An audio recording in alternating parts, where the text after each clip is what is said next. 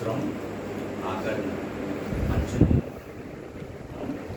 సంవత్సరం 2024 చివరి గంటలు పెద్ద పేపర్ అయింది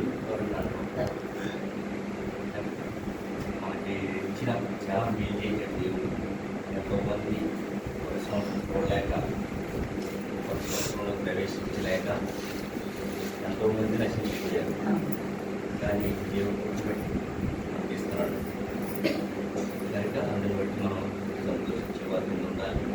సంతోషం దేవుడు ఉండాలి, ఆ లోపల సంతోషించమన్నారు కదా పాస్టర్ గారు, అయ్య గారు, అన్నయ్య గారు అని మీరు లోపల సంతోషించగలరు. లోపల మీకు సంతోషం లేదు, ఆనందం దేవుడు అంటే మనకి ఆనందం సంతోషం సకలం దేవుడిలో ఉన్నాయి. అన్నీ కూడా దేవుడిని సమకూర్చిచ్చాడు.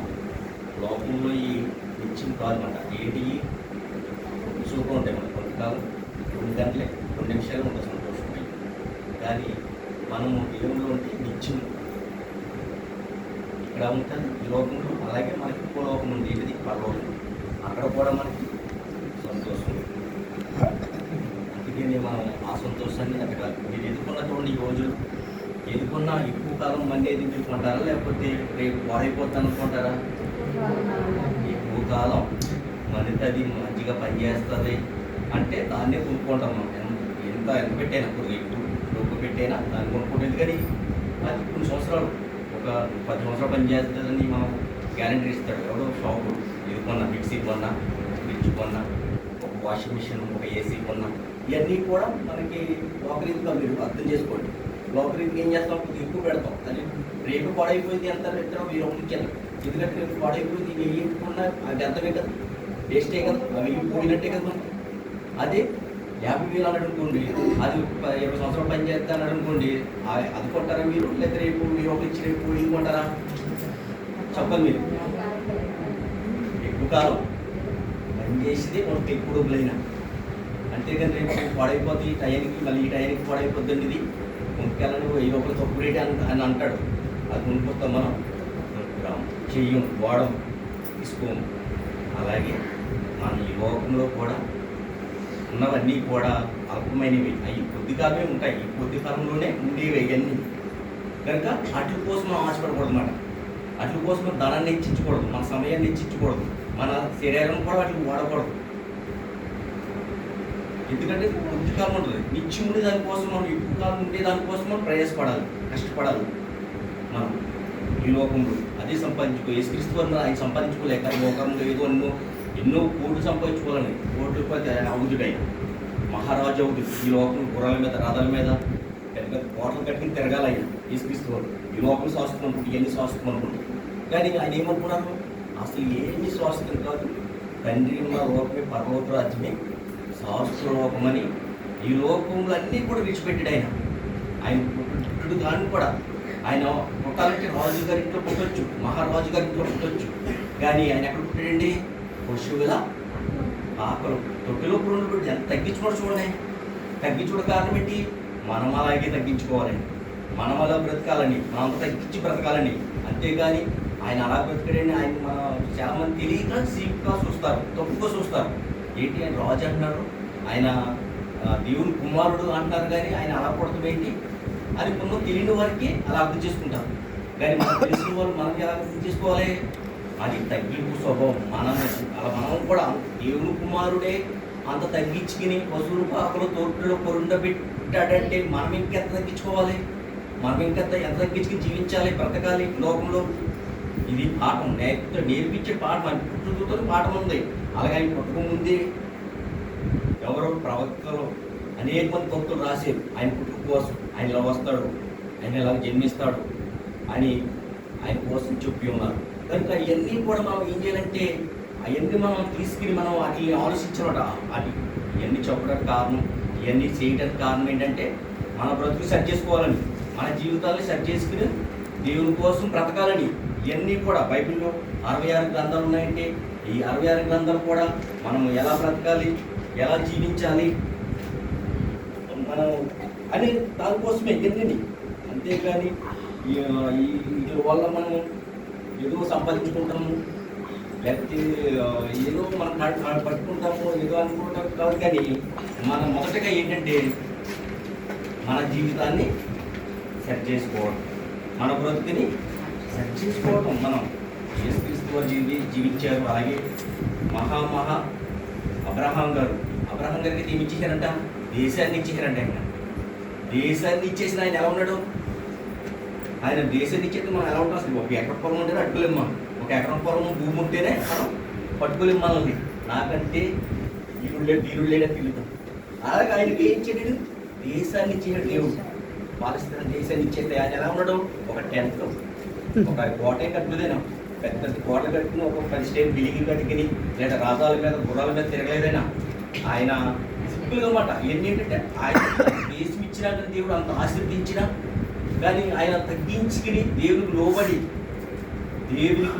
జీవించే జీవితాలు చూడండి. మనం కూడా అవి చదువుతున్నప్పుడు అవి వింటున్నప్పుడు మన జీవితాలను కూడా తగ్గించుకుని జీవించాలి. మన జీవితాలను కూడా సెట్ చేసుకోవాలన్నమాట. అవన్నీ నిలబడుతున్నప్పుడు అన్నయ్య గారు చెప్తున్న మాటలేంటి, తమ్ముడు గంగాధర్ చెప్తున్న మాటలేంటి, లేదా మన టీవీలో కానీ రేడియోలో కానీ లేదా ఎక్కడ మహాసభల్లో చెప్తున్నా ఎక్కడ వినిపిస్తున్నా కానీ ఆ మాటలు బట్టి ఏంటంటే మనం అయిపోయి ఆయన అబ్రహాం గారి దేశానికి ఆయన గంటలు జీవించి బ్రతికారు. ఆయన ఎలా బతుకుతే నేను ఎలా బతుకుతా, నాకు ఏమీ లేదు వెనకాల అది మనం తగ్గించుకుని మనం ఇంకా ఎంత పవిత్రంగా జీవించాలి. ఆయనకి అబ్రహాం గారికి ఎప్పుడు సంతానించారు? అంత విశ్వాసం తండ్రి అయిన అబ్రహాం గారికి 100వ సంవత్సరంలో కుమారుడు ఇచ్చాడు. ఎంత చూడండి మరి, అంత భక్తుడికి అంత పరీక్ష ఉంటే మరి మనకెంత పరీక్ష ఉంటుంది? మనకెంత పరీక్ష ఉంటుందో ఆలోచించుకోమాట.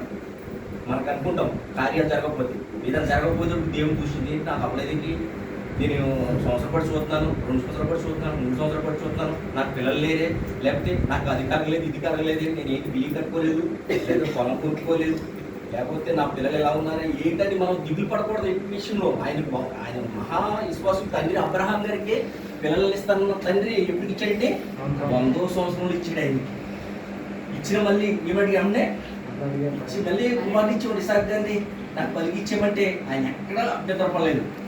అబ్రహాం గారు తండ్రికి ఇచ్చాక నేను అది వెంటనే తీసుకెళ్ళిపోయి బలి చేయడానికి సిద్ధపడగలిగాడు. అలాగే మనం కూడా ఉండమాట. ఇది విన్నప్పుడు, ఇది చెప్పబడుతున్నప్పుడు, ఇది చదువుతున్నప్పుడు మన జీవితాలు కూడా అంత తగ్గించుకున్నది అనమాట. దేవుడు అడిగేటి ఇచ్చేవాళ్ళు. దేవుడు ఇవ్వకపోయినా పర్లేదు, ఎప్పుడో ఇస్తాడు. నిరీక్షించాలి. మనం ఎంతకాలమైన ఈ బ్రతుకులో నిరీక్షించాలి. మన కాలంలో, మనకు బతుకున్న కాలంలో అని మనం నిశ్చయించుకోవాలన్నమాట. అప్పుడే చేయగలం పనులు. చేస్తాడు దేవుడు. ఆయన నమ్మకమైన దేవుడు. ఆయన ఇచ్చిన మాట ఇచ్చాడంటే నెరవేర్చే దేవుడు కనుక సమయం పడుతుంది. కానీ మనం సమయం పట్టే అంతవరకు కూడా, జరిగేంత వరకు కూడా ఓర్పుతో ఉండాలన్నమాట. అది ఓపికతో ఉండడం. ఆయన అబ్రహాం గారు ఎంత ఓపికతో ఉన్నాడండి. ఆయన దేవుడితో మాట్లాడి ఎంత విశ్వాసంగా ఉన్న అబ్రహాం గారి అంత ఓపిక కలిగి 100 సంవత్సరాల వరకు వెయిట్ చేశాడంటే మనం ఇంకా ఎంత ఉండాలి? మన అంత ఓపిక ఉందా? మనకు అంత విశ్వాసం ఉందా? మన విశ్వాసం తండ్రులై ఉన్నా లేకపోతే కుమారులమా? కాదు. కనుక దేవుడు ఆయనకి అంత పరీక్ష పెట్టాడు. అంత పరీక్షలో నగ్గాడు ఆయన. మళ్ళీ అంటే ఇచ్చేమన్నాడు, ఇచ్చేసాడు. కుమారుడు ఇస్తానికి సిద్ధపడిపోయాడు ఆయన. మరి మనం ఏం చేస్తాం? మన బ్రతుకులు ఏం చేస్తాం? దేవుని కోసం అలా బ్రతుకుతున్నామా, అలా నిరీక్షణ కలిగి విశ్వాసంతో మనం ఉన్నామా, మనం ఇస్తున్నామా, దేవుని పని చేస్తున్నామా, దేవుని కూడా బ్రతుకుతున్నామా అన్నది మనం పరీక్షించుకోవాలి. ఇప్పుడు జీవితం మనకి ఈ సంవత్సరాలు ఇచ్చాడు దేవుడు. ఈ సంవత్సరం అంతా కాచి కాపాడాడు. మళ్ళీ 2020 సంవత్సరంలోకి మనకి 2025 సంవత్సరంలో ప్రవేశపెడుతున్నాడు దేవుడు. ఆయన ఇచ్చాడు, ఎన్నో మేలు చేశాడు. ఆయన మనకి ఎన్నో మేలు చేసాడు. అసలు లెక్క నుంచి అసలు మళ్ళీ లెక్కట్లేమాట. అందుకంటే ఇది ఏమంటాడంటే కంటికి కనిపించవు, హృదయానికి గోచరం కావంట ఆయన చేసే కార్యాలు. అద్భుత కార్యాలు ఎన్నో చేశాడు మన జీవితంలో. నా జీవితంలో చేసాడు. ఎన్నోసార్లు నేను పడుకోవాలి అద్భుత సమయాల్లో, ఎన్నో అనుకోకుండా సడన్లీ ఎన్నో జరిగింది 2024 సంవత్సరంలో. అన్నిటిని బట్టి కాపాడాడు. మనం ఏం చేయాలంటే దేవ, మనం తెలియక ఎన్నో ప్రమాదాలను తప్పించాడు దేవుడు. అవి తెలియదు మనకి. తెలియకపోతే దేవుని ఉండాలి, దేవునిలో బ్రతకాలి, దేవుడిలో జీవించాలి.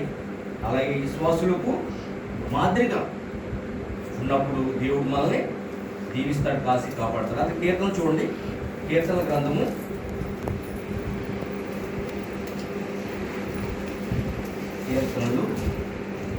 121 వచ్చింది. 121 అధ్యాయం.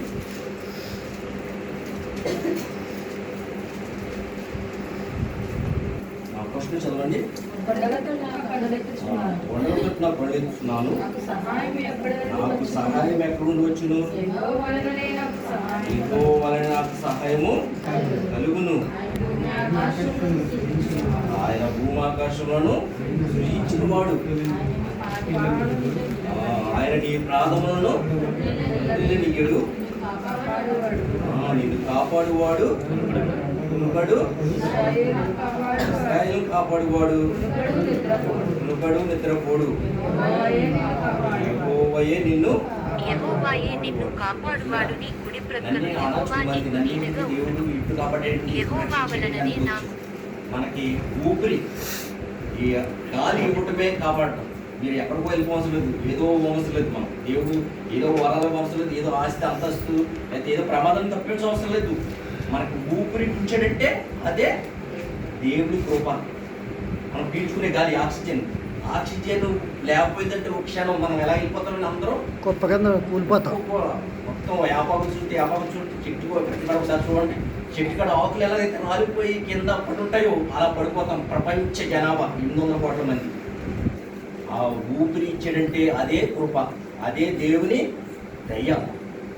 అంటే దాన్ని బట్టే మనం దేవుడు సూచించాలి. ఏదో ఇవ్వవసరం లేదు, పిల్లలు అసలు ఆస్తి అంతస్తు మనకి భాగ్యాలు ఏదో ఇవ్వవసరం లేదు. మనకు ఊపిరి పెట్టాడు, నిలబడ్డం ఇలాగా, ఇలా నిలబడి ఇలా ఉన్నామంటే, ఇలా బ్రతికిలాగా ఊపిరి పీల్చుకుని మనం ఇలా ఉన్నామంటే అదే దేవుని కృప, దేవుని దయ. అందుకన్నాడు ఇశ్రాయేలును కాపాడువాడు. ఆయన అంటే ఎక్కడంటే అసలు కాపాడతాకి ఎలాగంటే ఆయన సబ్జెక్ట్ కూడా అదే. మన సంవత్సరం దేవుడు మునగాడు, నిద్రపోడు.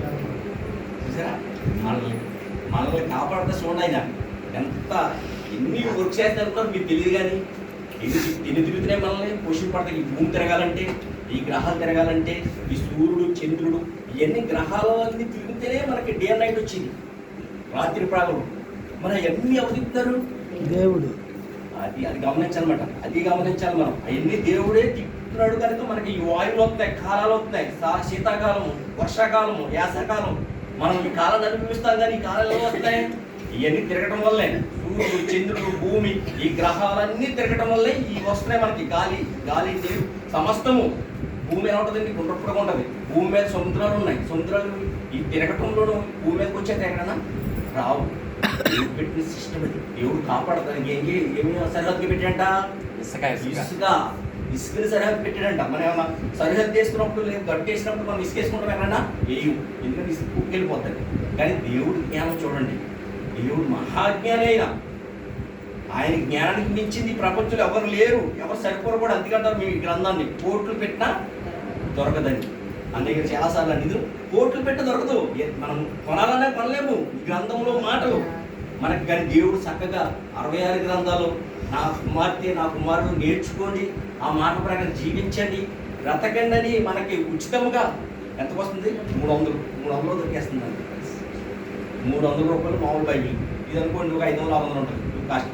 అలాగా మనకి సింపుల్గా చాలా మనం ప్రేమించి ఇచ్చాడు దేవుడు. ఎంత ప్రేమించాడు చూడండి. ఆయన ప్రేమ ఎంతో గొప్పది. ఆయన ప్రేమకి వెలకట్టలేము మనం. ఆయన ప్రేమకి ఏం చేయలేమండి? వెలకట్టలేని ప్రేమ అది.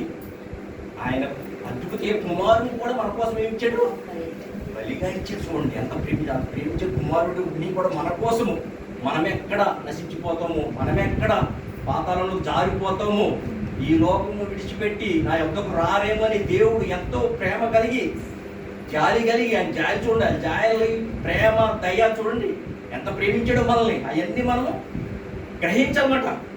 అది విడిచిపెట్టేకూడదు. అట్లని అవన్నీ గ్రహించాలి. నా కోసమా దేవా, నా కోసమా తండ్రి, నా కోసము నీ అద్భుత కుమారుణ్ణి ఈ ఒకరు పంపించి ఇక్కడ 3 సంవత్సరాలు బ్రతికించి బలియాగం చేసి ఆ రకంలో కడపబడటానికి నా కోసం అంతగా తగ్గించుకుని ఆయన చూడండి ఎంతగా తగ్గించుకోడు. ఆయన తగ్గింపు జీవితం, అలాంటి తగ్గింపు జీవితం మనలో కూడా ఉండాలి. అలాంటి తగ్గింపు జీవితం ఉండి అలాంటి నమ్మకంగా దేవునికి విశ్వాసంతో పనిచేసి ఆయన 3-4 సంవత్సరాలు పనిచేసాడు. ఆయన ఏమన్నా ప్రపంచం ఏమన్నా తిరిగాడా? చెప్పండి మీరు. ప్రపంచం ఏమన్నా తిరిగాడు? ఆయన తిరగలేదు. కానీ ప్రపంచం మొత్తం ఆయన తెలుసుకున్నారు. 280 దేశాలు, 208 దేశాలు, 208 దేశాల్లో సువార్త వినపడుతుంది, దేవుడి మాటలు వినపడుతున్నాయి. ఏంటి గొప్పతనం? ఆయన తగ్గింపు స్వభావం, ఆయన చేసిన కార్యాలు, ఆయన జీవించిన జీవితం, ఆయన జీవించిన జీవితం కనుక అలాంటి జీవితం మనం కూడా అనుభవించుకోవాలి. అంటే రోజు రోజుకి మనం కూడా అభివృద్ధి ఉండాలి. ఏంటి ఇలా వినపడుతున్నప్పుడు మన జీవితాన్ని సరి చేసుకోవాలన్నమాట. మన జీవితాలు సంవత్సరం ఏం చేసుకోవాలి, సరి చేసుకుంటూ ఉండాలి, జీవితాన్ని మార్చుకుంటూ ఉండాలి. మన జీవితంలో ఎన్నో ఉంటాయి, మనం తెలిసి తెలియక ఎన్నో చేస్తూ ఉంటాం. ఆ చేసినట్లోనే ఉండిపోకూడదన్నమాట. ఇప్పుడు చాలా మంది ఇప్పుడు ఈ టైంలో చాలా మంది ఒప్పుకుంటారు, చాలా విషయాలు ఒప్పుకుంటారు. ఈ లోకంలో నేను అలా మారిపోతాను, ఇలా మారిపోతాను, కొత్త సంవత్సరంలో అది చేయను ఇది చేయను అని చాలా వాగ్దానాలు చేస్తారు. చేసి మళ్ళీ ఆ రోజు పుష్టానికి వెళ్ళిపోతారు. చూడండి మళ్ళీ అదే పరిస్థితి, అదే జీవితం, అదే బ్రతుకు. అలా ఉండకూడదు. మనం ఎలా ఉండాలంటే రోజు రోజుకి నూతన బలం పొందే వారి కింద ఉండాలి. దీన్ని బట్టి వాక్యం బట్టి, వాక్యమే మన బలం. ఈ లోకంలో ఏది కదండి మనకి బలము. మంచి ఆరోగ్యం కావాలన్నా, మనకి శక్తి కావాలన్నా, మనకి ఏది కావాలన్నా ఎక్కడికి వెళ్ళాలి, వాక్యం దగ్గరికి వెళ్ళాలి, దేవుని మాటల దగ్గరికి వెళ్ళాలి. ఎక్కడ నీకు స్వస్థత లేదు, ఎక్కడ బలం లేదు, ఎక్కడ ఆరోగ్యం లేదు, ఎక్కడ తెలివి లేదు, ఎక్కడ జ్ఞానం లేదు, ప్రపంచంలో ఎక్కడ కూడా జ్ఞానం లేదు. ఎక్కడ జ్ఞానం ఉంది, దేవుని వాక్యం దగ్గరే మహాజ్ఞాన గని.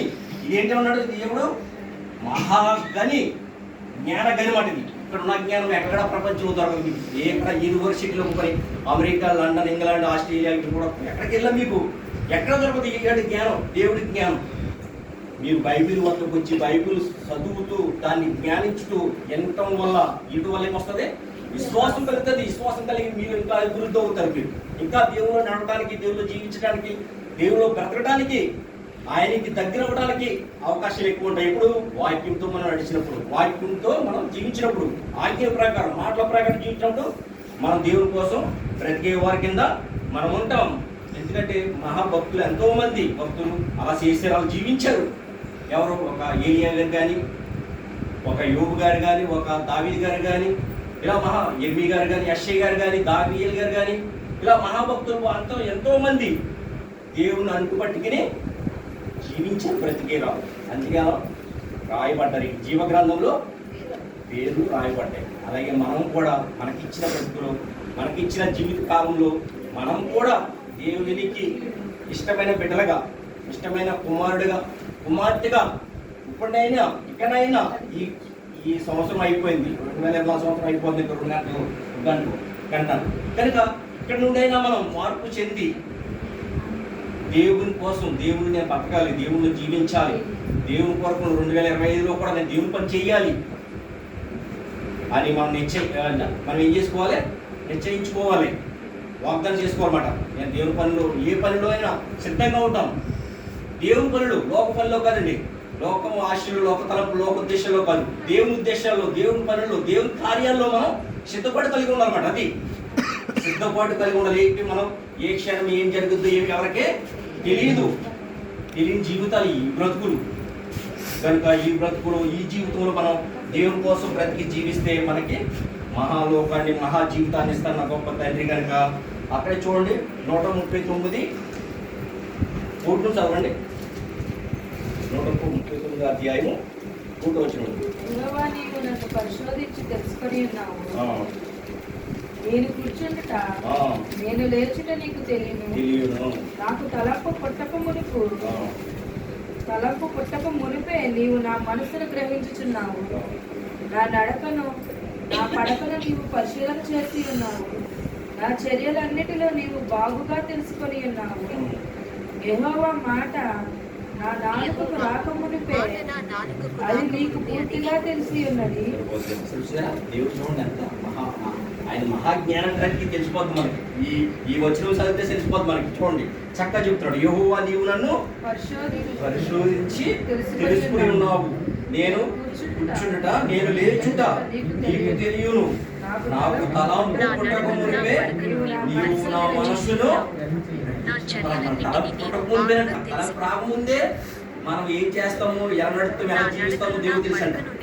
అలాంటి దేవుడికి మనం భయపడాలా, లేకపోతే తెలియని వారికి భయపడాలా? ఈ లోకంలో భయపడతారు. ఎవరికంటే భయపెడతారు అన్న వాళ్ళు ఈ లోకంలో భయపెట్టే వారికి, ఈ లోకసారిగా జీవించే వారికి భయపడుతున్నారు. కానీ దేవునికి మనం భయపడే వారి కింద ఉండాలి, దేవుని ఆజ్ఞకు భయపడే వారి కింద ఉండాలన్నమాట. అందుకని మనసక్కాను, నా నడకను, నా పడకను నీవు పరిశీలించినావు. యెహోవా చర్యలన్నిటినీ మాట నా నాలుకకు నీవు బాగుగా రాకుండా తెలుసుకున్నావు. యెహోవా నా మాట నా నాలుకకు రాకమునిపే అది నీకు పూర్తిగా తెలిసి ఉన్నది. సరిపోతుంది మన అంతరంగంలో ఏంటి ఎలా జీవించబోతాం అన్నది ఆయన తెలుసు కనుక మనము ఆయనకి సరెండర్ అయిపోవాలన్నమాట. ఆయనకి లోబడిపోవాలి. మనం ఆయనకి లోబడిపోయి జీవించాలనుకోండి, ఆయన నడిపించుకోవడం మనల్ని. మీరు ఎవరు భయపడవసరం లేదు. అసలు మీరు ఎవరికి లోబడకండి.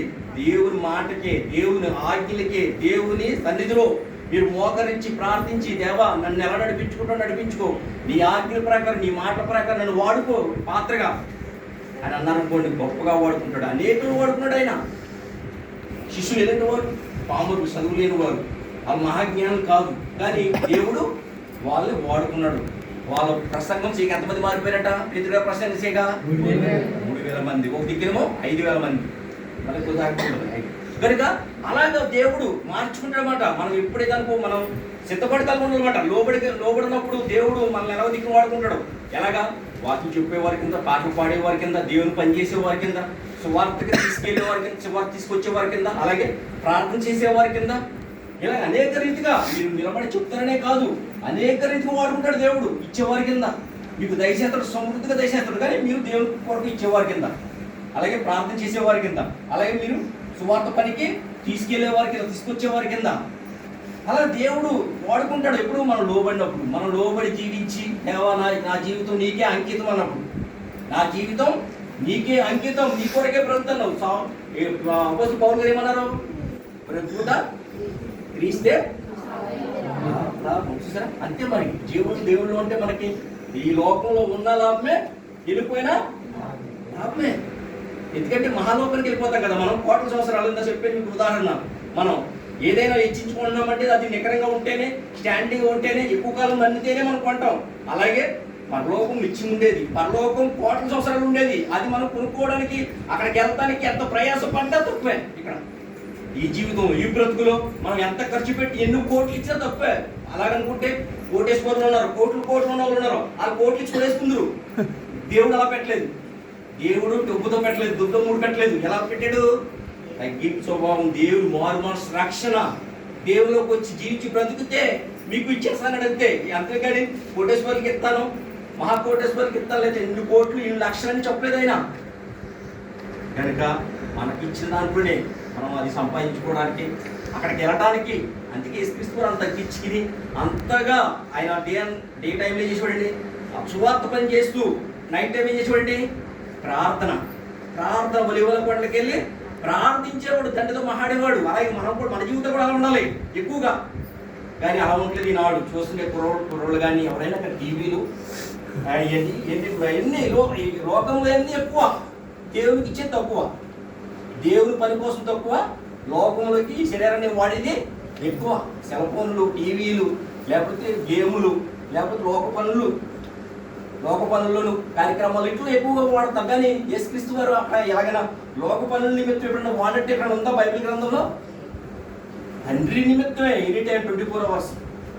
డే టైం ఏమో సువార్త పనులు తిరగటం, ఆ కొండ ఈ కొండ సముద్రం దగ్గరికి వెళ్ళి ఆ నావలో కూర్చుని సువార్త ప్రకటించడం, నైట్ టైం ఒలివల కొండకి వెళ్ళి ప్రార్థించుకోవడం. మరి అందుకనే ఆయనకు వచ్చింది ప్రపంచం గుర్తించడానికి. ఈ ప్రపంచం మొత్తం గుర్తించడానికి కారణం ఏంటి? ఆయన 24 hours దేవుని పని చేసాడు. ఆయన 24 గంటలు కూడా దేవుని పని ఉన్నాడు. ఆయన ఎక్కడ కూడా తన పని ఏమీ చేసుకోలేదు. ఎక్కడ కూడా నేను ఈ లోకంలోకి వచ్చాను కదా, ఈ లోకంలో ఏదో పని చేసుకోవాలి, బ్రతకాలి, లేదా పెళ్లి చేసుకోవాలి, పిల్లలు కనాలి, లేకపోతే ఈ లోకంలో ఏదో సమకూర్చుకోవాలి, ఏదో ధనము ధాన్యాలు, లేదా కోటలో ఏదో కట్టుకోవాలి, ఏదో చేయాలని ఇక్కడ ఎక్కడ ఆలోచించలేదైనా. ఈ లోకము శాస్త్రం కాదు, పరలోక రాజ్యమే శాస్త్రం లోకం కనుక ఆ లోకం కోసమే బ్రతకాలి. తండ్రి ఎందుకు పంపించాడో ఆ పనే చేయాలి, నేను వేరే పని అవసరం లేదు నా పనికి నేను నిశ్చయించుకున్నాడు. ఆయన నిశ్చయించుకుని బ్రతికాడు కనుక ఆయన ప్రపంచానికి సూచికయ్యాడు. ప్రపంచం ఆయనకు చూస్తుంది, ప్రపంచం అంతా ఆయనకు చూసి నడుస్తుంది. ఇప్పుడు ప్రపంచం అంతా నడవడానికి కారణం ఎవరండి? యేసు ప్రభు గారు. ఆయన జీవితాన్ని అలా అంకితం చేశారు దేవుని కోసం. అలాగే దాంట్లో 10 వంతు మనం చేస్తాం. ఆయన 100% చేసాడు. ఆయన 100% జీవించాడు, బ్రతికాడు ఆయన యేసుక్రీస్తు వారు. మనం దాంట్లో 10 వంతు 5వ వంతు చేస్తామా? 5%. 5% అయినా చేస్తామన్నది మనం ఆలోచించుకోవాలి. ఆలోచించుకుని మనం ఎలా బ్రతుకుతున్నాం, ఎలా జీవిస్తున్నాం అన్నది జీవితం బట్టి ఉంటుంది. మళ్ళీ ప్రతిఫలం కూడా అలాగే ఉంటుంది. మనకి ప్రతిఫలం ఇస్తాడు దేవుడు. మనం విడిచిపెట్టే దేవుడు కాదు. విడిచిపెట్టారా యేసుక్రీస్తు వారిని? ఆయన సమాధిలో ఉండి దేవుడు సమాధులు తెరవబడింది. ఆయన మహిమ శరీరం వచ్చింది ఆయనకి. ఆయన ఏం తండ్రి విడిచిపెట్టలేదు. తండ్రి పని చేసి తండ్రి కోసం జీవించడం వల్ల ఆయన మహాలోకానికి వెళ్ళడానికి ఈ శరీరాన్ని ఏం చేయడైనా మహిమ శరీరం కింద మార్చుకుని వెళ్ళిపోయారు ఆయన పరలోకం. అలాగే మనం కూడా మహిమ శరీరాలు అందరూ కూడా, ప్రపంచంలో ఉన్న వాళ్ళందరూ కూడా దేవుని కోసం బ్రతికి దేవుని కోసం జీవించి ఉంటే మనం కూడా మహిమ శరీరాలు వస్తాయి. మీరు ఎవరు డౌట్ పడ అవసరం లేదు. మీకు అందరికీ మహిమ శరీరాలు వస్తాయి. మహిమ శరీరాలు యేసుక్రీస్తు వారు ఎలాగైతే చేయం ఇక్కడ ఈ లోకంలో జీవించి బ్రతికి ఎలా వెళ్ళారో పరలోకం అలాగే వెళ్తాం మనమంతా కూడా. కనుక ఆ మహిమ శరీరం పొందడానికి మనకి ఈ కొద్దిపాటి జీవితంలో ఏ క్షణం ఏ సంబంధం తెలియదు. చొప్పులేము కుర్రోళ్ళు చనిపోతున్నారు ఎక్కువగా. 28, 30, 40 లోపలే కిందే, పైన కాదు. పైన తక్కువ, ఈ కిందలో ఎక్కువ చనిపోతున్నారు. ఎందుకంటే ఇవన్నీ కరోనా యాక్సిడెంట్ కానీ హార్ట్ అటాక్లు కానీ బలహీనం అయిపోయింది. బలం లేదు జనాల దగ్గర బలమైన లేదు. కనుక ఇవి కూడా వాడతాం. ఇప్పుడు సెల్ ఫోన్ వాడతాం. మీకు ఏదనుకుంటున్నారా? సెల్ ఫోన్ వల్ల కూడా మీకు కొన్ని ఆ నెట్ మన ఎముకల్ని మన బాడీని వీక్ చేసేద్దండి. ఆ నెట్వర్క్ చూసారా? ఆ నెట్వర్క్ రావాలంటే అది వస్తున్నప్పుడు అది మీకు తెలియకుండానే మీ అవయవాలనే గులసేసారు. నెట్వర్క్ ఏంటిదో సంతోషపడుకుంటాం. మనం ఏదో నెట్ ఎక్కడికి వెళ్ళిన మనం పడేస్తాం అనుకుంటాం. ఆ ఇంటర్నెట్ అన్నది ఏం చేద్దంటాం, మన బాడీని మన ఎముకలు కూడా చేసేది. ఏంటిది వీక్ చేసేది. వీక్ అయిపోతుంది. వీక్ అయిపోతుంది, బాడీ వీక్ అయిపోతుంది. తెలియకుండా మనం సెల్ ఫోన్ కదా వాడేస్తాం, ఏ అనుకుంటాం. కానీ దానివల్ల కూడా నష్టమే. ఇన్నాళ్ళ మరి అవి ఉండి కాదు. ఇన్నాళ్ళు సెల్ ఫోన్ లేవు కనుక, టీవీలు లేవు కనుక ఎంత బలంగా ఉండేవారు మనుషులు. అప్పుడు ఎంత పూర్వీకులు ఎంత బలంగా ఉండేవారు. వాళ్ళు గింజలు తిన్నా బలంగా ఉండేవారు. ఇప్పుడు ఐటమ్స్ ఎన్నో రకాలు మనం తిన్నా కానీ బలం ఉంటుంది జనాల్లో. ఏంటంటే మనం ఎన్ని వచ్చేసినాయి. ఇంపార్టెంట్ మొత్తం అన్నీ వచ్చేసి అన్ని నువ్వు చేసుకుంటే నీ తలవేకి వచ్చిన అన్ని వాకిలు సెలవిస్తుంది కనుక బోళ్ళు పిచ్చుకలు చచ్చిపోయినాయి.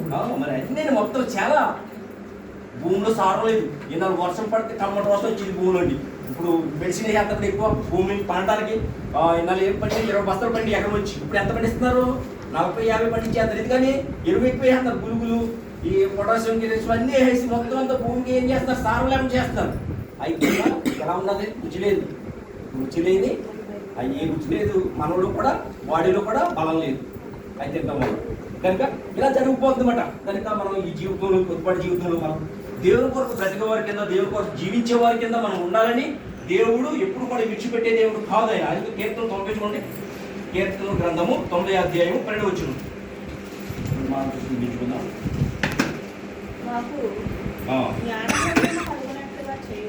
మాకు జ్ఞాన హృదయం కలిగినట్టు చేయము. మా దినములు లెక్కించుట మాకు నేర్పిస్తా. ఇక్కడ దినములు మన సంవత్సరాలు కదండి. ఇప్పుడు ఇక్కడ వచ్చేసాం మనం. మన సంవత్సరాలు లెక్కేసుకుంటాం. చాలా మంది నాకు 2 సంవత్సరాలు, మా 2 సంవత్సరాలు 2 సంవత్సరాలు లెక్కేసుకుంటూ ఉంటాం. కానీ మనము సంవత్సరాలు లెక్కేసుకున్న దినాల్లో లేము. మనం ఎక్కడున్నాం? దినములు రోజులు లెక్కేసుకునే రోజులు ఉన్నామన్నమాట. అందుకన్నాడు దేవుడు చక్కగా అన్నాడు. మళ్ళీ చదవండి. మాకు జ్ఞాన హృదయము కలిగినట్లుగా చేయము. మా దినములు లెక్కించుటకు మాకు నేర్పము. సరిపోతుందా? మన దినాలు లెక్కేసుకునే ఉన్నప్పుడు కనుక మన దినం ఒక దినం వెళ్ళిందంటే అబ్బా దేవా నాకు ఈ దినము గడిచే ఉంది, ఈ కుటుంబం బట్టి, ఈ దయని బట్టి అని మనం దేవునికి త్యాగి చెప్పుకుంటూ ఆయన కృతజ్ఞతలు చెల్లించుకుంటూ మనకు రోజులు ప్రవేశించాలి. అంటే సంవత్సరం వాడిని ఇన్నాళ్ళు అనుకునేవారు. సంవత్సరం దాటి సంవత్సరం అనుకునేవారు. కానీ ఇప్పుడు ఏంటి? రోజులు 24 hours కదా, 24 hours. అలాగే అది దేవునికి మనం చెల్లించుకుంటూ ఉండాలి. ఎందుకంటే ఏ క్షణం ఏం సంభవిస్తుందో మనకి తెలియదు కనుక. అలాగే అక్కడే చూడండి 91:1 ఒకసారి అండి. మహోన్నతుడి చోట నివసించిన వాడే సర్వశక్తుడు. మనం మహోన్నతుడు దేవుని చోట నివసించు వారి సర్వశక్తి నీడను విశ్రమించేవారు, ఆనందించేవారు, సంతోషపడేవారు. ఆయనలోనే మనం ఉండాలి. ఆయన ఆశ్రదించాలి. ఎవరిని కాదు, లోపల ఏది కాదు, ఏది శాశ్వతం కాదు. ఎవరు కూడా ఈనాడు చూడండి, పిల్లలే తల్లిదండ్రుల మాట ఇంటలేదు, తల్లిలే పిల్లల మాట ఇంటలేదు. అలాగే అయిపోయింది. ఎవరు కుటుంబంలో కూడా లేదు. ఇప్పుడు ఇలా అనుకునేవారు కుటుంబాల్లో ఉండేది అనుకునేవారు, శాంతి సమాధానం లేదా కుటుంబం భద్రత అనుకునేవారు. ఇప్పుడు కుటుంబాల్లో కూడా భద్రత లేదు. కనుక మన తండ్రి వైపే చూడాలి. తండ్రిని ఆదరించుకోవాలి. తండ్రి నీడలోనే ఎంత చూపెడతాముడు కోడి తన రెక్కల కింద భద్రపడుతున్నట్టు మనం దేవుని రెక్కల కింద మనం ఉండాలి. ఉన్నప్పుడు దేవుడు తెలుసా నీకను ఆయనే నాకు ఆశ్రయము, ఆయన నాకు ఆశ్రయము, నా కోట, నా కోట, నేను నమ్ముకొను నా దేవుడని, నేను నమ్ముకున్నాను నా దేవుడని, నేను యెహోవాను గూర్చి చెప్పుచున్నాను. నేను యెహోవాను గురించి చెప్తున్నాను. ఏటగాని ఊరిలో నుండి ఏటగాని ఊరిలో నుండి ఆయన నన్ను విడిపించును. నాశనకరమైన తెగులు నాశనకరమైన తెగులు రాకుండా నిన్ను నిన్ను రక్షించును. రక్షించును. ఆయన తన రెక్కలతో నిన్ను కప్పును. చూసారా, ఆయన తన రెక్కలతో నిన్ను కప్పును. ఆయన రెక్కల కింద నీకు ఆశ్రయం కలుగును. ఆయన రెక్కల కింద మనకు ఆశ్రయము కలుగును. కలుగును. ఆయన సత్యము చేయడమును దారుణము కాదు. చూసారా, సత్యము, మనకు సత్యం కావాలన్నా, నీతి న్యాయములు కావాలన్నా ఎవరిలో ఉన్నాయండి? దేవుని. దేవునిలో ఉన్నాయి. అందుకని సత్యము, కేడము, డాల్ అంటే సేఫ్టీ. డాల్ అంటే ఇప్పుడు ఏంటంటే, ఇప్పుడు యుద్ధంలోకి వెళ్ళినప్పుడు తెలిసి అప్పుడు డాల్ ఉంటుంది. మనం కాపాడాలన్న శత్రువు నుండి. ఎవడో శత్రువు వాడు మనకి అపవాది. ఈ లోకం కాదు, ఆత్మీయంగా ఎవడో ఉన్నాడు, శత్రువు ఉన్నాడు. ఎవడాడు? ఆడు అసలు డేంజరు. ఈ లోకంలో ఏళ్ళకన్నా కనిపించే వాడి కింద కనిపించిన వాడు మహా డేంజర్. వాడే సాతాను, అపవాది. వాడిని కాపాడాలి. మనకు డాల్ ఉండాలి. ఏమని డాల్ ఉండాలి? వాక్యం అనే డాల్. వాక్యం అనే డాల్ మనకు ఉందనుకోండి, అది వేసి అగ్ని బాణంలో మనకి తగలకుండా, మనం ఏ అపాయంలో పడకుండా, పాపంలో పడకుండా మనం ఉండడానికి ఏది సేఫ్టీ? మనకు కవచం కావాలి. వాక్యం అనే కవచం మనకి ధరించుకుని ఉండాలన్నమాట. వాక్యం అనే కవచం ధరించుకుని మనం ఉండాలి. ఇప్పుడు మనకి అది వేసే బాణాలు మనకు తగలకుండా, మనం పడకుండా, అంటే తగలకుండా అంటే పాపంలో పడకుండా, పాప ఆలోచనలు, పాప చూపుల ద్వారా, ఊహల ద్వారా, చేతుల ద్వారా, ఏటుల ద్వారా కూడా మనం చెయ్యం. ఇప్పుడు మన వాక్యం మనలో ఉన్నప్పుడు, వాక్యం అనే ఈ డాల్ని మనం ధరించుకున్నప్పుడు, మనం ఈ లోకంలో ఏదైతే కూడా మనం ధరించారన్నమాట. మన బాడీ టచ్ అవ్వము. చూపు ద్వారా, మాట ద్వారా, మాట ద్వారా లేకపోతే ఒకసారి చూపు ద్వారా, లేదా ఊహల ద్వారా, ఇటు ద్వారా, అన్నిటి ద్వారా కూడా జరిగిపోతుంది. అడు చేతవాడు అలా చేస్తాడు. ఎవడో ఈ లోకపు అది అడి కనిపించకుండా చేస్తున్నాడు. ఇప్పుడు చలపం ద్వారా అనేక రీతిలో మనుషులు ఏం చేస్తున్నాడు? పాపంలో పడవేస్తున్నాడు. కనుక వాడి నుండి మనం భద్రతగా ఉండాలంటే మనకి ఏముండాలి? వాక్యమనే ఆయుధం ఉండాలి. వాక్యమైన ఆయుధం ఉన్నప్పుడు మనం భద్రంగా ఉంటాము. అలాగే కీర్తనలు మనకి సంవత్సరమైన దయా కిరీటాన్ని ఆయన ఇస్తున్నాడు. అలాగే 95:7 చూడండి. 95వ అధ్యాయము 7వ వచనం. రండి నమస్కారం చేసి సాగిలపడదాము, మనలను సృజించిన యెహోవా సన్నిధిని మోకరిస్తుదము. నేడు మీరు ఆయన మాటను అంగీకరించిన యెడల ఎంత మేలు. సరిపోదు. చూసారా, ఆయన మాట మనం ఏంటంటే 7 మనుషులు రండి నమస్కారం చేసి సాగిలపడదాము, మనలను సృజించిన యెహోవా సన్నిధిని మోకరించదము. నేడు మీరు ఆయన మాటను అంగీకరించిన యెడల ఎంత పేరు. సరిపోతుంది. చూసారా, మనం ఆయన మాట అంటే ఎంతో మేలు అంటది. అసలు ఈ లోకంలో ఎవరు చేయని మేలు, ఎవరు మనకి ఇవ్వని మేలు, ఎవరు చేయలేని మేలు, ఈ ప్రపంచంలో ఎవరు చేయలేని మేలు ఆయన చేయగలరు. దేవుడు, ఆయనకు అసాధ్యమైంది ఏదియో లేదు. కనుక ఆయన చేసే మేలు ఎవరు చేయలేదు ప్రపంచంలో. కనుక ఆయన యొక్కకే రావాలన్నమాట. అందుకనమాట రండి నమస్కారం చేసి సాగిలపడి, ఆయన సన్నిధిలో మనం సాగిలపడి ప్రార్థించి, గోజాడి, బతిమాలి వేడుకున్నప్పుడు, ఆయన సన్నిధిలో మోకరించినప్పుడు ఆయన చేసే మేలులు, ఆశ్చర్య క్రియలు ఎన్నో మనకి కంటికి కనిపించే, హృదయానికి గోచరం కావు. మనకి అలాంటి అద్భుత కార్యాలైన దేవుడు చేయగల సమర్థుడు అని మనం విశ్వసించాలన్నమాట. విశ్వాసంతోనే అబ్రహాం గారు విశ్వసించారైనా, నాకు దేవుడు చెప్పాడు, మాట ఇచ్చాడు కనుక నీకు ఎప్పుడైనా ఇస్తాడు కుమారుని నాకు కలిగేస్తాడని విశ్వాసంతో ఉన్నాడు. అలాగే ఆ విశ్వాసం మనలో ఉండాలి.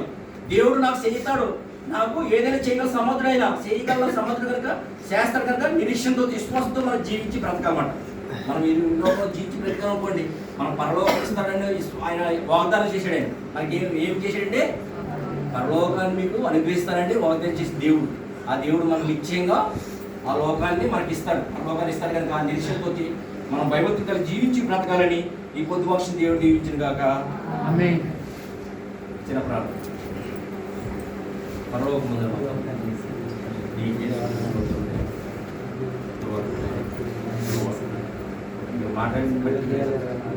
ఈ వాక్యాన్ని మేము మా హృదయాల్లో భద్రపరచి, ఎంతో బలం గల వాక్యాన్ని, శక్తి గల వాక్యాన్ని మేము స్వాత్వికంతో అంగీకరించే భాగ్యాన్ని మాకు అందరూ దయచేయండి. ప్రతి కుటుంబాన్ని, ప్రతి బిడ్డని దీవించండి. ఒక్క బిడ్డని నీ సన్నిధిలో, నీ రెక్కల కింద మేము ఇచ్చే భాగ్యం, ఉండే భాగ్యం మాకు అందరికీ దయచేయండి. అవ్వ ప్రతి బిడ్డని, ప్రతి కుటుంబాన్ని దీవించండి. అలాగే సొంతమైన పెద్ద వయసులో ఆవిడ ఆయన కుటుంబానికి ఆధారం దయచేయండి ఆయన ఎంతో అందరికీ మేలు చేసి ఆవిడ అని అన్నారు చెబుతారు అన్నయ్య గారు కనుక ఆ కుటుంబానికి మంచి ఆదరణ దయచేసి నేను చుట్టుపక్కల ఉన్న ప్రతి కుటుంబానికి దీవునికరకు ఆశీర్వాదంగా ఉండమని ఈ పొద్దుపాడుతున్నాన్ని పాత్ర చేయించుకోమని యేసు క్రీస్తునామమున మన తండ్రి ఆమేన్. అందరికీ వందనాలు.